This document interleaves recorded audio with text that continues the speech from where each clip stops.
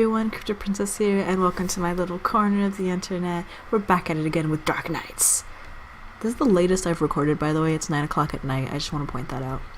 The storm has filled the streets with puddles. It is still raining a bit, but the weather is nothing to be concerned about. Before I even start breakfast, I get a message from Akuya saying that school is closed today.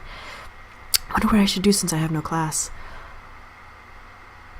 I really would love to go to the mall. I might as well get grocery shopping out of my way so I don't have to do it this weekend. I'm sorry, you go grocery shopping at the mall? What? Despite the rain, I see patches of the sky still shining through the clouds. The streets are empty, which is not surprising. With such unpleasant weather, it makes sense that people are staying home. I noticed a new advertisement hanging on a wall, looking for experts to exorcise demonic creatures. I don't understand most of the job description, so I move on. By the time I finished shopping, the rain has stopped altogether. I ended up buying sandwich ingredients like bread, cheese, and eggs, and some fish I plan to deep fry. Should be enough to survive for the week. Just as I leave the supermarket, I catch a glimpse of a familiar face. Hi, Akuya. It's rare to bump into you this early. Akuya yawns before speaking to me. My brother was being lazy and ordered me to get him some bread. He literally stole my pillow to get me up. You poor thing. He should have gotten it himself. I wanted to tell him that, but he says he needs to study for an important exam. Pfft, excuses. Your brother barely shows up for school. I wonder how he even takes exams. We walk side by side, heading in the same direction. I noticed she bought coffee beans and eggs as well, not just bread. Despite her complaints, it looks like she's making a luxury breakfast. Did you hear the storm last night? I couldn't sleep because it was so noisy. Were you scared, Becca? Excuse me? No, I actually slept better when it was raining. Except this time I ended up locking all my doors and windows. Why was that creepy hooded guy standing in front of my house? Before that, I had to keep an eye on Zekun, who was acting suspicious as always. I was lucky to get any sleep at all. Do you think this village is cursed? What makes you say that all of a sudden? Remember that old folktale about the forest demon, when he went on a rampage cursing everything and everyone? Scary storms like the one last night make me wonder if that's how a demon throws a tantrum. Ikuya, it's silly to believe all those tales. They might be based on true events, but many details are altered to make it sound more interesting. I know that, but... I noticed she was carrying another bag filled with garlic. In case the demon is actually a vampire, I came prepared. Possibilities are endless, but you chose the weirdest one.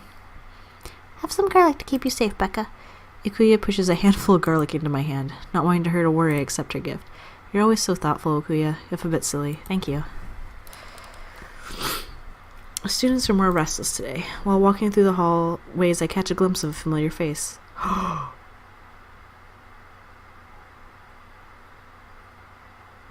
His face legitimately looked terrifying. I don't like you. A green-haired guy walked by.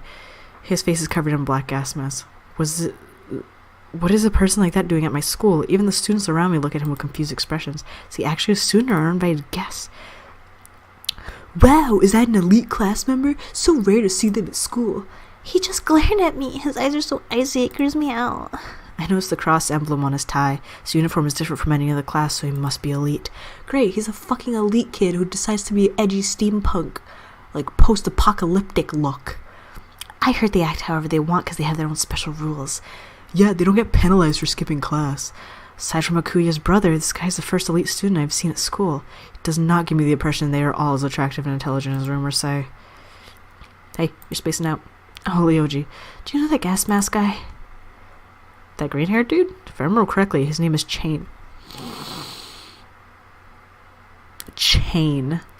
I think he works in the same department as my dad, so he's an adult? Wait, what department is your father? What? I'm so confused here.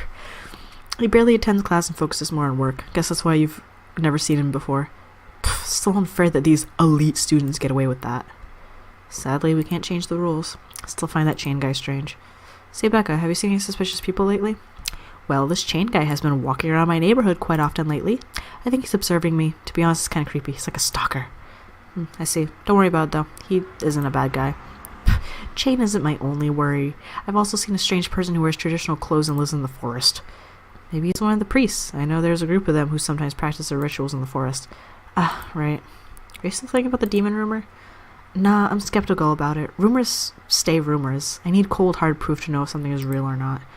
It's just like you. Let me know if you find something. Any clues will help a lot with the investigation. I'll do my best. After class, I go to the lockers and notice Chain standing near mine. Has he been waiting for me? Students pass by, giving him a wide berth, not even daring to look directly at him. Well, he has an odd aura around him. I wouldn't stay around that guy for too long either. Regardless of what Leoji says, I can't trust this guy. What is he up to, just standing around weird places like this? Pray not to notice him as I pack my stuff from my locker and head straight home.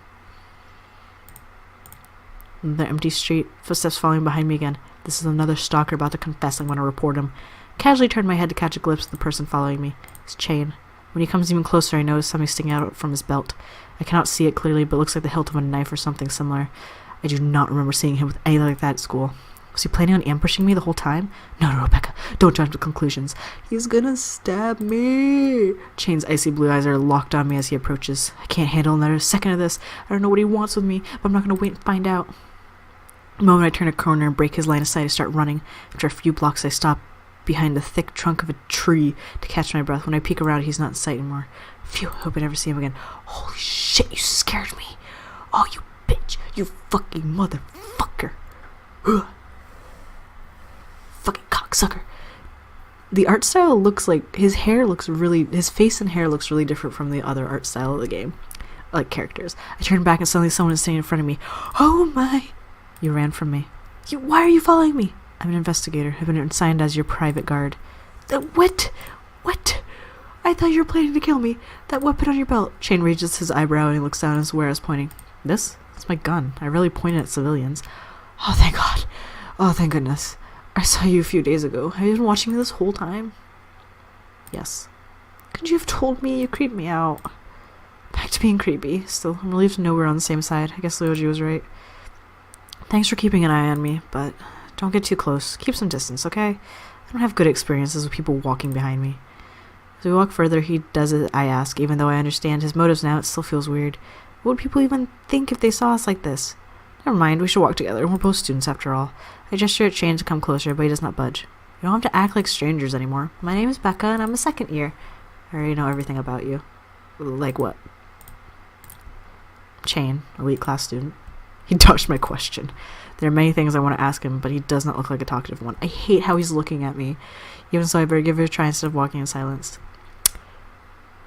Why are you wearing a gas mask? If it's a personal reason, you don't have to answer. The smell of death is everywhere. I'm sick of it. His words give me goosebumps. Jesus fuck. I do not bother to ask about it any further. My impression of him is only bound to get worse. Shortly later, we reach my place. Chain tells me to stay home as much as possible. That way it would be easier for him to keep an eye on me. He also tells me that he is guarding more people at the same time. As I'm the only student under his wing, he has no choice but to follow me to school every weekday. I feel as if I'm a sheep while he's a shepherd. Honestly, I want to take part of the investigation too, but it does not look like Chain will give me a chance. Before going to bed, I take a look outside my window. Chain has not moved from his spot the whole evening. It looks like he will be staying until the next morning. Poor guy, his job must be tough. Does he not sleep at all? For the next few days, Chain follows me wherever I go. It's annoying, but soon I get used to it. Hey, Becca, I have something important to ask. Akuya pulls me closer, glancing around in case someone might hear us. Yeah? What? What's so weird? Did you know you've got a new stalker? Huh? Who? That scary person over there. She looks over at Chain, who's standing further away from us. For some reason, he's been appearing at school lately. He's always standing outside our class. My gut feeling tells me he's stalking you. Let me make it clear to him that you're not interested. No, he's not. Before I can explain it, Akuya is already stepping towards Chain. This is a misunderstanding. I have a bad feeling about this.